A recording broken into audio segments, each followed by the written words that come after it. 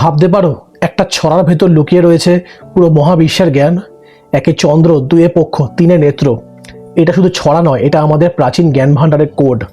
একে চন্দ্র, এক মানে একটাই চাঁদ, আকাশে আমাদের একটাই উপগ্রহ।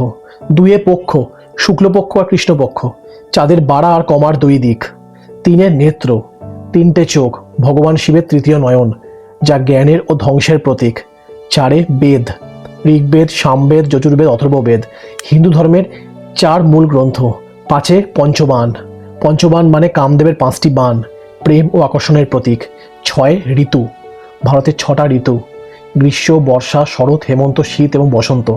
সাতে সমুদ্র, সাত সমুদ্র, প্রাচীন কল্পনায় পৃথিবী নাকি ঘিরে রাখত সাতটি সাগর দ্বারা। আটে অষ্টবসু, অষ্টবসু মানে হিন্দু পুরাণে আটটা দেবতা।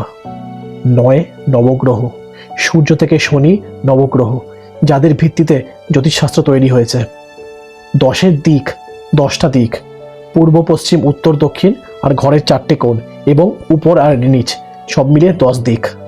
এটা কি খালি কাকতালীয়, নাকি আমাদের পূর্বপুরুষরা জ্ঞানকে লুকিয়ে রেখেছিলেন ছড়ার মধ্যে, যাতে শিশুরাও মুখস্থ করতে পারে সুন্দরভাবে?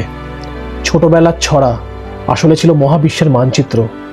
এমন আরও লুকোনো জ্ঞানের রহস্য জানতে ফলো করুন আমার পেজ।